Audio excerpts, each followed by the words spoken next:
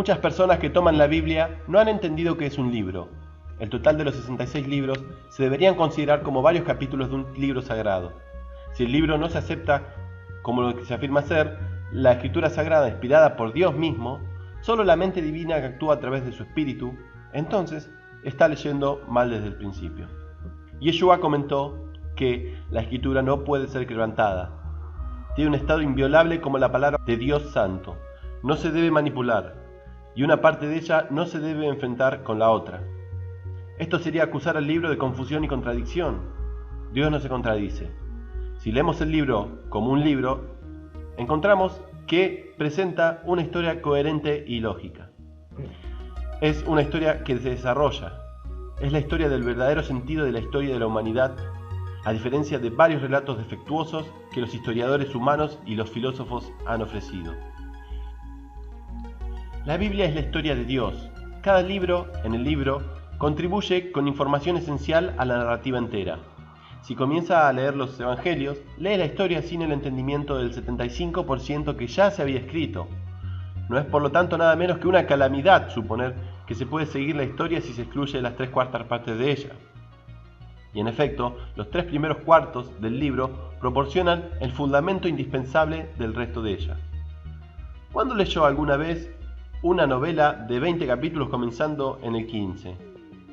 Si capta la historia como aparece en la Biblia hebrea o Antiguo Testamento, estará listo para el nuevo, el último cuarto de la historia, que es el punto culminante de todo. El arte de la lectura acertada no debe usar el último cuarto del libro para contradecir al primer 75%. Por ejemplo, en Génesis 1 se habrá impresionado por el hecho de que Dios fue único, fue el creador de todo. En Isaías 44:24 habrá aprendido que Dios estaba solo y no contaba con ayudante en esa creación. Jesús sabía esto bien cuando dijo que Dios creó varón y hembra al principio, Marcos 10:6. Cuando llegue Juan 1:1, tenga cuidado. Usted ha aprendido, recuerde que el único Dios estaba solo cuando al principio creó todas las cosas. De este modo, entonces, con eso en mente, no cometa el error de leer Juan 1:1 de tal forma que destruya la verdad de Isaías 44:24 y Génesis 1. No lea, al principio era el Hijo de Dios y el Hijo estaba con el Padre. No inserte en la historia un personaje que no se encuentra dentro de las páginas de la Escritura, llamado en las iglesias, por ejemplo, Hijo Eterno. Juan no dijo, al principio era el Hijo de Dios. Si hubiera dicho esto, habría contradicho la Escritura Sagrada que habría establecido que no había ningún Hijo de Dios que asistiera al Dios único en la creación del Génesis. Mejor dicho, la Biblia hebrea había dicho constantemente que un día Dios iba a traer a la existencia a su Hijo único, su Hijo especial y heredero del reino de Dios, la simiente de Abraham y de David y de Eva. Inventar a un hijo que presuntamente estaba vivo antes de que estuviera vivo debe lanzar la historia a la confusión. Condujo la historia de la Iglesia a siglos de argumentación confusa, excomunión, división y hasta matanza. Tal caos eclesiástico se podría haber prevenido si la historia hubiera sido leída directamente comenzando en la Biblia hebrea. La Biblia hebrea había hablado constantemente del Hijo de Dios que todavía no era existente, pero nacería un día de una virgen y sería como Moisés, un miembro de la nación de Israel. Deuteronomio 18, 15, 18. Cuando esta cosa maravillosa aconteció fue el engendramiento, el nacimiento del Hijo prometido. Mateo 1:20, Lucas 1:35, Juan 5:18. Por tanto, Juan debe haber hablado de la palabra o plan de Dios tocante a su Hijo desde el principio y no el Hijo como ya existente. Recuerde Isaías 44:24. Si cada libro de la Biblia se toma como un nuevo capítulo de la historia, se verá que Juan no puede contradecir el Antiguo Testamento, la Torá u otros capítulos. En decir, nuestra analogía de libros, ¿no? En el Antiguo Testamento.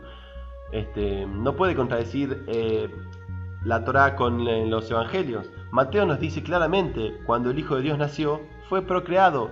¿Y cómo pasó esto? También nos comenta, ¿no?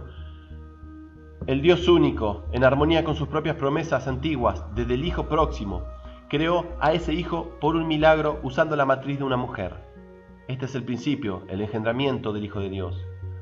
Pasó en la historia, en Israel, y la creación de ese Hijo fue aproximadamente 6 meses después de la concepción de Juan el Bautista.